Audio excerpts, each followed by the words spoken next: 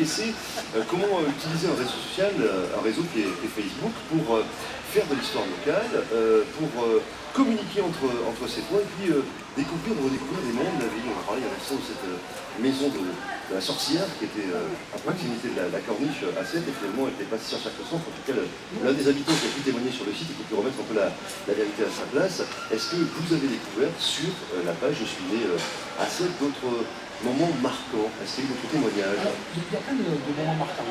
Moi surtout, ce que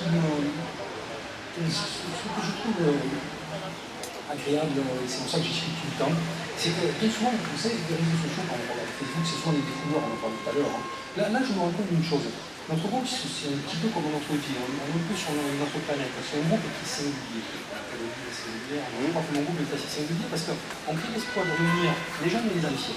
En fait, c'est multigénérationnel. Tout à fait. Je crois que c'est un groupe qui partage la tradition et la modernité. On y est, on est vraiment dedans. On devient, c'est vrai, un petit peu les transmetteurs de ça.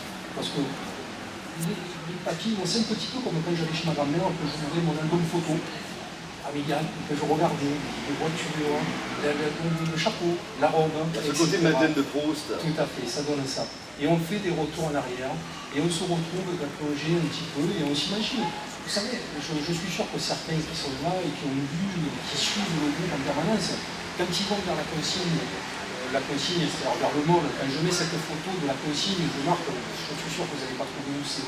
Cette consigne-là, où on a, qui a changé depuis, parce qu'à l'époque c'était le parti des pêcheurs, on avait des filets, etc. Ici à restaurant. C'est vrai que moi, quand je me retrouve au rond-point du mall, j'ai l'impression de la retrouver comme avant, et je suis étonné qu'elle soit aussi moderne d'ailleurs, parce que je me dis, à force de me plonger dans ce site, j'ai l'impression d'être toujours un petit peu en décalage.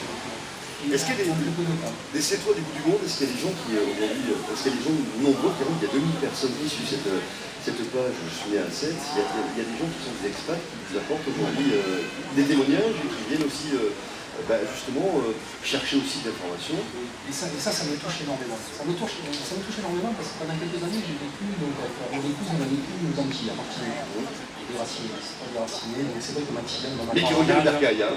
Mais on y revient, c'est la ville des revenants. On revient toujours à ça, on revient, on regarde les Graciens. Et alors? Quand on revient les revenus, tout le monde est revenu. Mais quand je vivais là-bas, ce que je faisais, c'était tous les ans, je regardais ma scénerie sur Internet. Ça me manquait, ma vie me manquait. Donc vous savez aujourd'hui s'il y a des gens qui sont justement des sétois du bout du monde, qui suivent la page et qui sont à suivre cette actualité posée sur la page de Pinacet. Des gens de Nouméa, des gens d'Italie, des gens de la Réunion, des gens de Hollande, de partout en fait, des expatriés sétois. Voilà. On va parler dans un instant, vous restez avec nous, Hugues Barthez, on va parler de la suite. Il y a peut-être des choses qui peuvent se profiler, pourquoi pas un ouvrage, pourquoi pas plein de possibilités, une vie après ce virtuel, après cette page sur Facebook. On en reparle dans quelques instants sur France Bleu Héros ensemble.